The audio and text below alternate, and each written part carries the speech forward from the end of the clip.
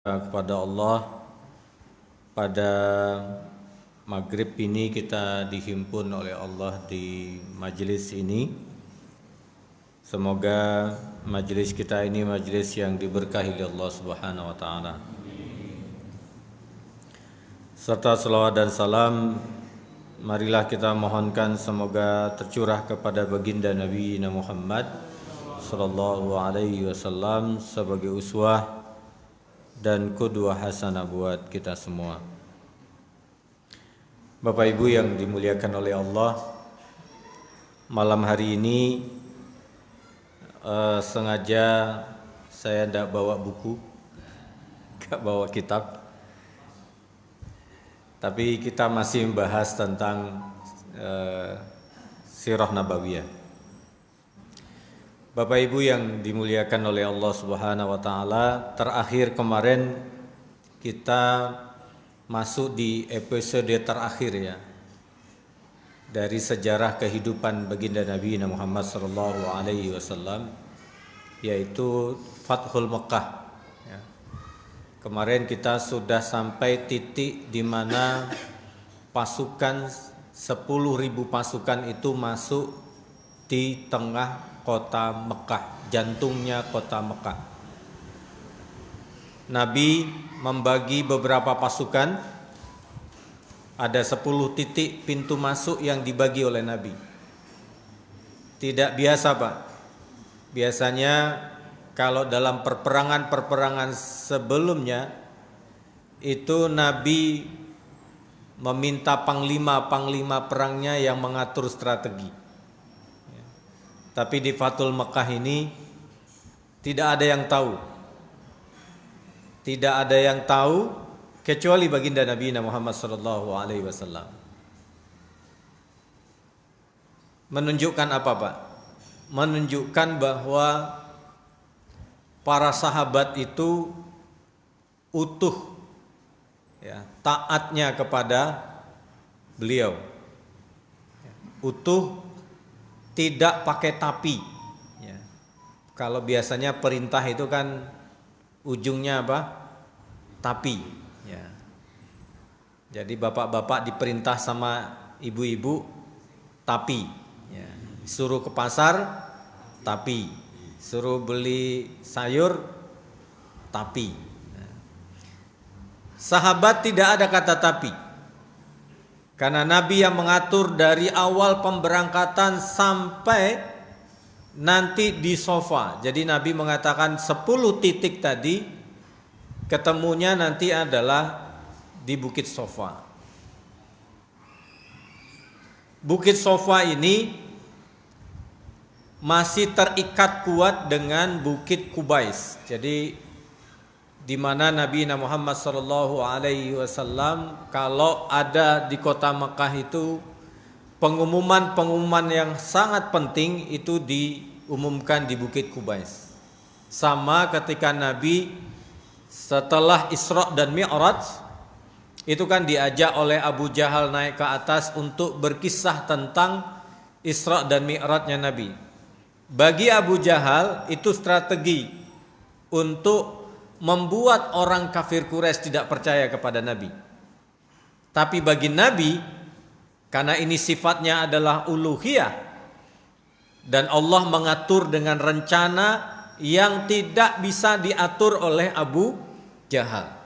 Bahkan aturan itu adalah dipandang oleh Abu Jahal adalah menguntungkan dirinya, tetapi aturan Allah Subhanahu wa taala lebih kuat daripada aturannya Abu Jahal.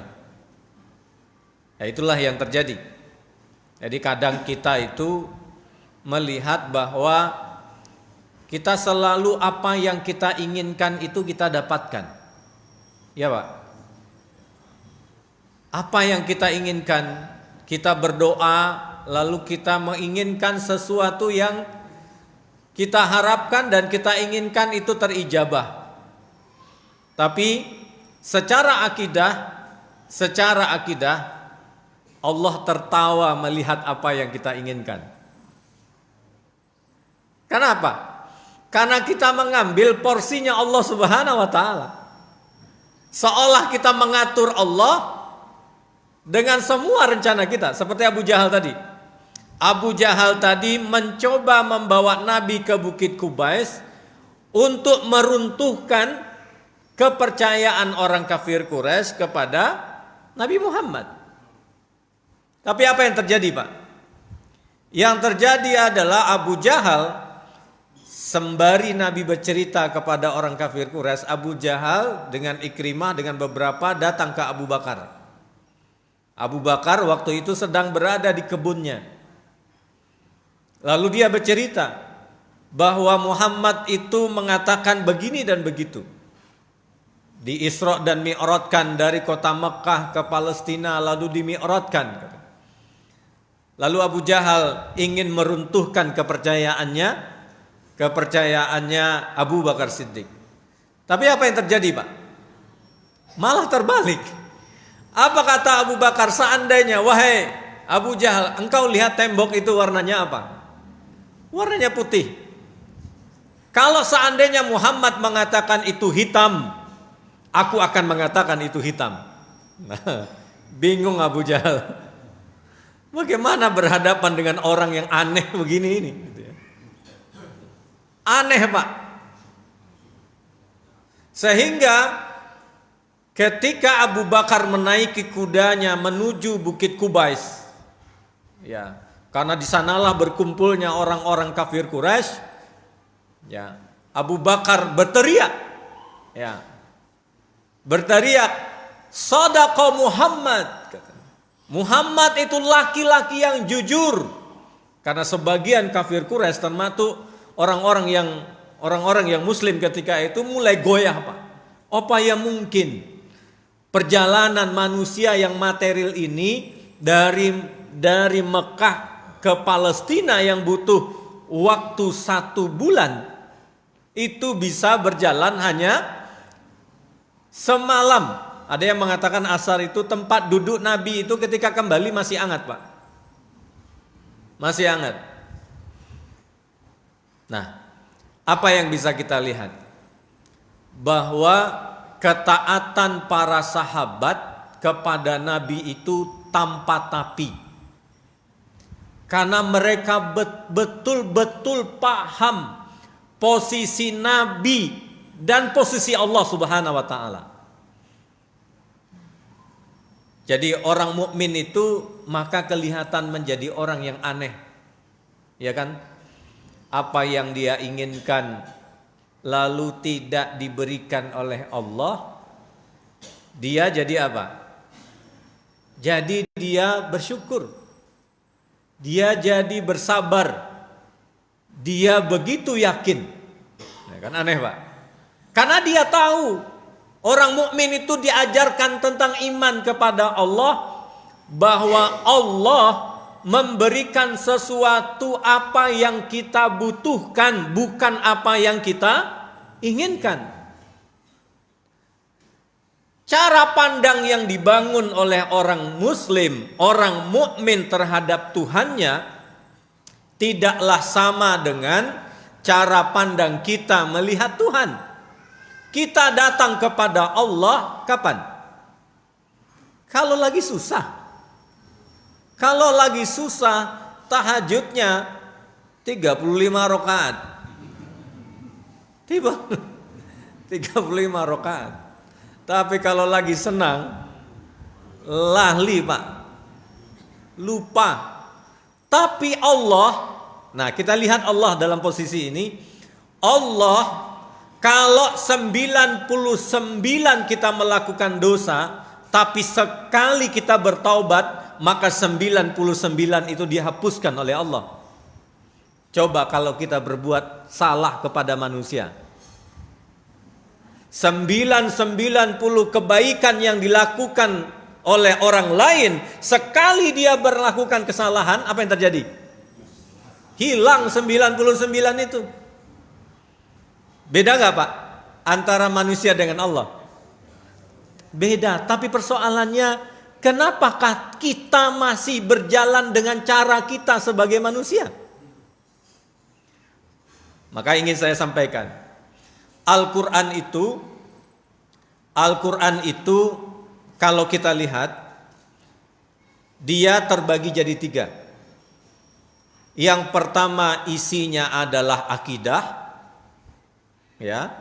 Yang kedua isinya syariah, yang di sana syariah ini ada muamalah dan ibadah, dan yang ketiga isinya adalah kisah. Nah, ini yang saya sebutkan tadi, tetap kita bahas tentang kisah. Dan kisah ini menepati posisi sepertiga dari Al-Quran. Sepertiga dari Al-Quran. Maka pertanyaannya, akidah yang kita pahami itu, ya, al-umurul lati tasaddaqa bihan nufus. Wah, segala hal yang kita percayai, karena akidah itu kan seperti buhul, Pak, kuat. Ya, buhul yang kuat, kokoh, kuat, tidak tergoyahkan. Itu yang disebut dengan akidah. Nah, akidah ini dia masuk di dalam syariat. Jadi jangan kira bahwa ketika orang bicara sholat bukan berarti tidak ada akidah. Ketika kita bicara tentang hutang piutang bukan berarti tidak ada akidah.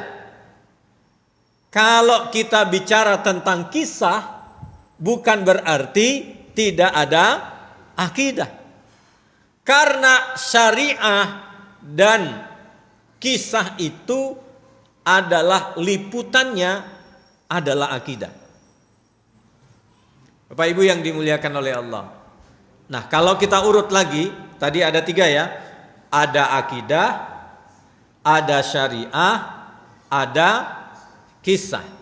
Nah, kalau kita bagi lagi menjadi 2, antara Mekah dan Madinah, ya, antara Mekah dan Madinah.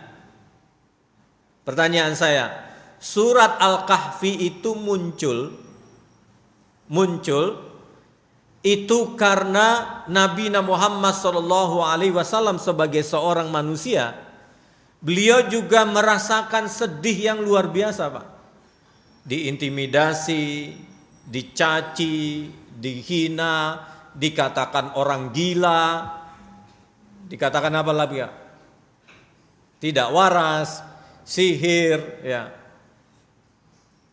Tapi Allah menurunkan surat Al-Kahfi untuk Nabi mengambil pelajaran 4 hal tentang kisah Ashabul Kahfi yang ada dalam kisah yang ada di dalam surat Al-Kahfi. Kan ada 4. Kisah pertama itu persoalan keimanan. Kisah kedua itu persoalan harta. Kisah ketiga itu persoalan ilmu. Kisah keempat itu adalah persoalan kekuasaan. Ada 4. Jadi nilai kisah di dalamnya iman, harta, ilmu, dan kekuasaan diajarkan oleh Allah Subhanahu wa taala kepada Nabi dengan cara berkisah, Pak. Kisah siapa? Kisah Ashabul Kahfi, Sahibu Jannatain, Musa dan Khidir, dan kisahnya Zulkarnain. Kisah Zulkarnain. Nah, kalau kita lihat ada Makkiyah, surat-surat yang turun di Mekah, ada surat-surat yang turun di Madinah, disebut dengan Madaniyah. Tapi ingat, Pak, bahwa di kota Mekah itu kisah-kisah umat terdahulu, Allah turunkan di mana? Allah turunkan di kota Mekah. Untuk apa sebenarnya? Untuk menguatkan posisi fondasi awal. Jadi kalau kita melihat sejarah kisah-kisah orang-orang terdahulu, Allah untaikan kepada Nabi Muhammad SAW ketika berada di kota Mekah. hanya di kota Mekah, porsinya banyak, ya porsi kisah itu banyak. Masya Allah. Tentu kita bertanya, Pak, kalaulah Nabi diajarkan oleh Allah dengan cara seperti itu, mestinya kita pun sama, Pak. Kalau kita ingin mengikut kepada Nabi, ya, maka yang kita serap lebih banyak di awal itu adalah kisah-kisah orang terdahulu, ya, karena di dalam Islam tidak diajarkan untuk berkisah tentang fiktif, ya. Karena kisah terdahulu itu bukan fiktif. Kalau kisah yang masa datang bisa fiktif, Pak. Bisa sesuatu yang bisa benar, bisa salah. Israiliyat itu bisa benar, bisa salah. Tapi Allah menurunkan kisah-kisah itu berada di kota Mekah. Nah, Nabi diberikan oleh Allah kisah-kisah terdahulu sehingga Nabi begitu kuat di kota Mekah dan begitu mapan berada di kota Madinah. Kuat dan mapan. Pertanyaannya, kita dapat dua, Pak. Kita dapat dua. Kita dapat dari Al-Quran kisah-kisah yang terdahulu. Kisah Nabi Yusuf, kisah Nabi Ibrahim alaihissalam, Nabi Yakub, Nabi Nuh, Ashabul Kahfi. Kita mendapatkan itu dari Al-Quran. Dan yang kedua, kita mendapatkan kisah kenabian yang kita bahas ini. Berarti kalau Nabi dengan para sahabat begitu kuat keimanannya dan tidak bisa digoyahkan di kota Mekah dan Madinah, karena mendapatkan kisah kekuatan itu dari orang-orang terdahulu, mestinya kita gimana, Pak? Jauh lebih kuat. Tapi pertanyaannya, apa seperti itu? Di mana letak kesalahannya? Nah, ini yang perlu kita lihat, ya. Karena kita tidak diajarkan dari awal kisah-kisah orang-orang terdahulu, kisah kenabian itu porsinya lebih banyak dan lebih awal di awal. Coba lihat, kalau seumuran saya masih diajarkan tentang sejarah Indonesia, ya, yang dulu berkali-kali dicacaki sama kita. Zaman Pak Harto itu, saya berpikir ulang betapa kuat dan cerdasnya Pak Soeharto itu. Di satu sisi saya paling takut dengan Pak Harto, karena kakek dan bapak saya dibantai oleh Pak Harto, gitu kan. Bapak Ibu yang dimuliakan oleh Allah Subhanahu, tapi bagaimana beliau membangun doktrin itu? Membangun doktrin itu lewat sejarah. Nah, kita mestinya juga harus memahami ini. Untuk anak-anak kita, cucu-cucu kita, mestinya kalau kita mengikuti pola ini, yang pertama porsinya lebih awal dan porsinya lebih banyak itu apa?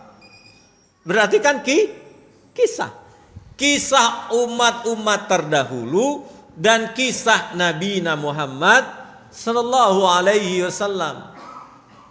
Sehingga apa? Kalau laki-lakinya lahir seperti Abu Bakar Siddiq, ya kan? Lahir seperti Umar, Utsman, Ali. Sejarah Islam ini, Pak, sampai di Muawiyah kekhilafahan itu. Dan Nabi ketika wafat meninggalkan sahabat itu 20.000, Pak. 20.000 itu sekali bermujtahid. Ini yang saya sampaikan kemarin di Masjid Baitul. 20.000 sekali bermujtahid. Kira-kira mencari anggota dewan perlu pemilu enggak? Enggak perlu, Pak. Wong kita cekel Adi Hidayat, kita cekel Gus Baha. Orang berilmu semua. Sekarang yang dicekel pemabuk. Preman. Coba bayangkan. Nabi Muhammad 23 tahun membentuk generasi ini. 20.000 sahabatnya, ada 2.000 orang sahabat yang kalibernya sama dengan Umar bin Khattab. Nah, kalau kita ingin mau berjujur-jujur, berarti ada yang salah dari pendidikan kita ini. Ada yang salah dari pendidikan ini. Karena Nabi sudah mengajarkan kita urutannya, Pak. Urutannya kok sudah diajarkan. Di Mekah itu adalah akidah yang di dalamnya diturunkan kisah-kisah orang sebelumnya.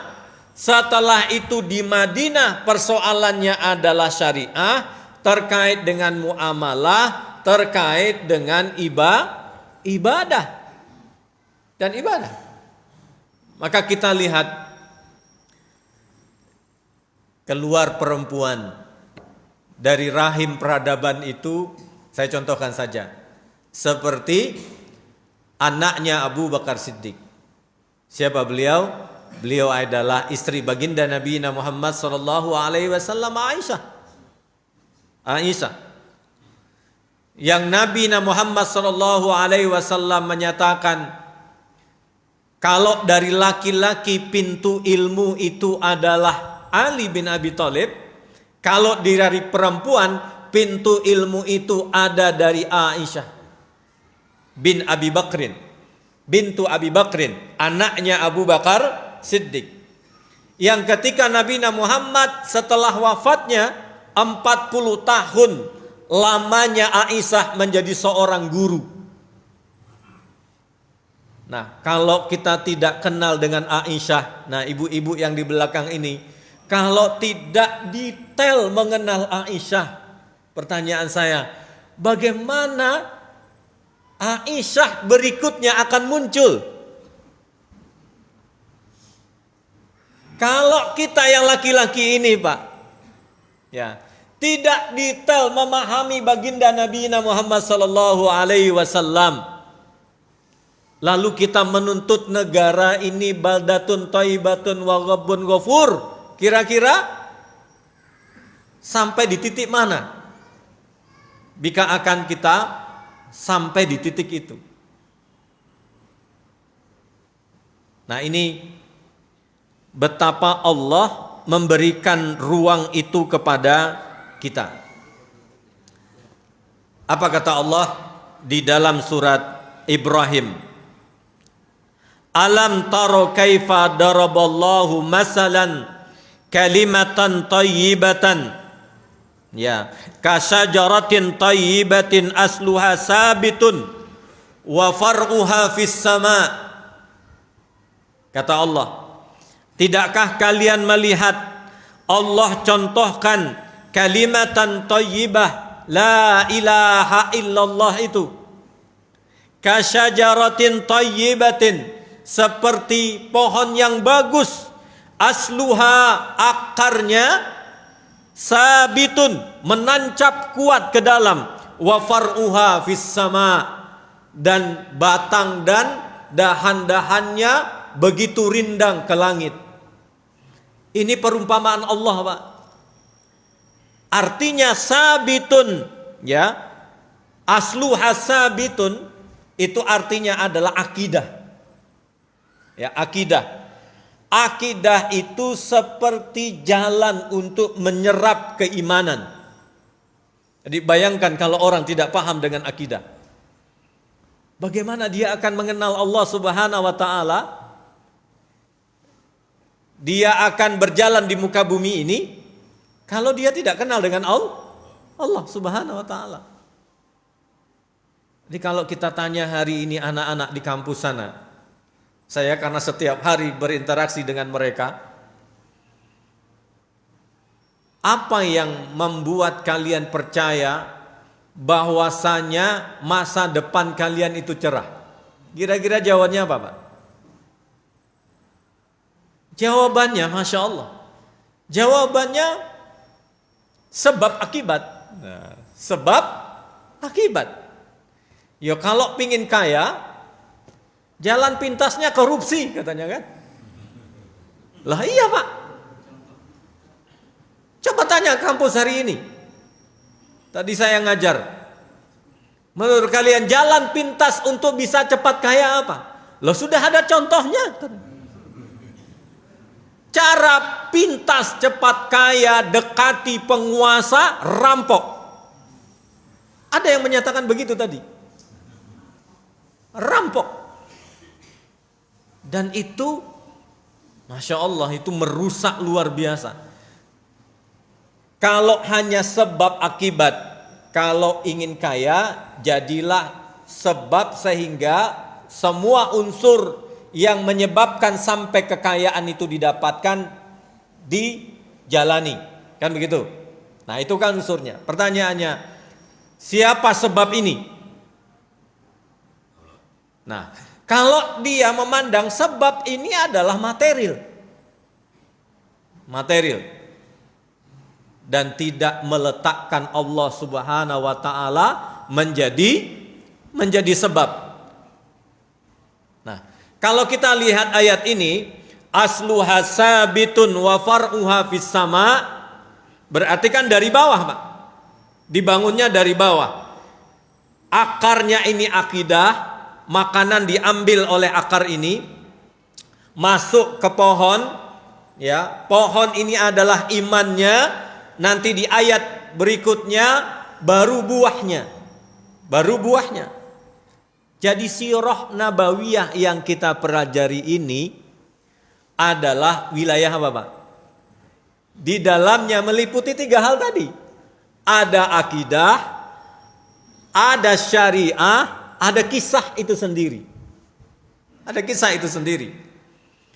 Makanya tidak heran pernyataannya Nabi Yakub sama dengan pernyataannya dengan Aisyah. Kok bisa nyambung? Yakub kisahnya berbeda, Aisyah kisahnya berbeda, tetapi nilainya sama. Kalimat yang keluar juga sama. Apa kisahnya Nabi Yakub? Anak-anaknya ingin membunuh Nabi Yusuf alaihi salam. Ketika mereka merencanakan itu dengan apik, bahkan datang kepada Nabi Yakub itu mereka rencanakan. Kita datang dalam kondisi gelap sehingga tidak terlihat darah yang ditempelkan dari bajunya Nabi Yusuf alaihissalam tidak terlihat, itu min damin kazibin. Itu dari darah yang bohong. Sore hari Pak datang, udah gelap-gelap, mereka datang kepada Nabi Yakub. Begini kata mereka. Tapi apakah Nabi Yakub marah Pak? Nah. Tapi kalimat yang keluar dari Nabi Yakub, ini yang saya sebut asluha sabitun wa far'uha fis sama. Apa kata Nabi Yakub? Wallahul musta'anu amma tasifun. Aku hanya minta tolong kepada Al-Musta'an yang maha memberi pertolongan. Maha memberi pertolongan. Apakah di riwayat lain disebutkan hasbunallah wa ni'mal wakil, ni'mal maula wa ni'man nasir. Coba kalau kita didatangi oleh anak yang membunuh adiknya, kita kejar pakai apa Pak? Nabi Yakub alaihissalam mengumumkan kalimat itu. Sama dengan Aisyah. Ya, sama dengan Aisyah. Ketika hadisul ifki terjadi, bahwasanya dikatakan Aisyah berselingkuh dengan Sofwan. Apa yang terjadi? Aisyah pulang ke rumahnya Abu Bakar, ke rumah ayahandanya. Rasulullah sallallahu alaihi wasallam tidak langsung mudah menuduh Aisyah. Caranya Rasulullah ini kita belajar. Kalau ada tuduhan, kalau ada peristiwa, karena sirah itu akan terulang, tapi mungkin kisahnya yang berbeda. Kisahnya yang berbeda. Nabi Pak nanya ke Usamah bin Zaid. Jenengan tahu berapa umurnya Usamah itu? Ketika Nabi wafat, Usamah umurnya baru 17 tahun. Hadis rilki berarti kan umur Usamah baru 12 tahun. Apa katanya Rasulullah sallallahu alaihi wasallam, "Hai Usamah, apa pendapatmu?" Coba bayangkan. Anak sekarang ditanya di umur 12 tahun tentang kasus ini, kira-kira bisa jawab apa enggak, Pak? Enggak bisa. Coba kita lihat betapa jauhnya akal dan ilmu itu Allah jarakkan dengan kita. Karena apa? Nauzubillah min zalik. Kalau menganalisa ini berarti ada yang salah ketika membangun ilmu itu dari awal. Ditanya ke Usama, ya, ditanya ke Abu Bakar Siddiq, ditanya kepada Umar bin Khattab, ya, ditanya sama Ali bin Abi Thalib. Ali bin Abi Thalib ini karena orangnya seperti itu, dia sangat logis untuk menjawab. Ya Rasulullah, apa kata beliau? Di Madinah ini banyak wanita ya Rasulullah untuk siap menikah denganmu. Ini kan sebenarnya dibaca oleh Ali dengan cara perspektif yang berbeda, menghibur Nabi. Tapi kalimat ini didengar oleh Aisyah. Berikutnya nanti. Wah, ini rame, Pak. Ini rame. Tapi kita tahu nanti bagaimana cara Ali bin Abi Thalib menyelesaikan masalah ini dengan Aisyah. Perang Jamal itu. Coba. Luar biasa. Akhirnya ada yang berpendapat, ya Rasulullah, datang aja ke rumah Abu Bakar Siddiq. Nah, datanglah Rasulullah ke rumah Abu Bakar Siddiq.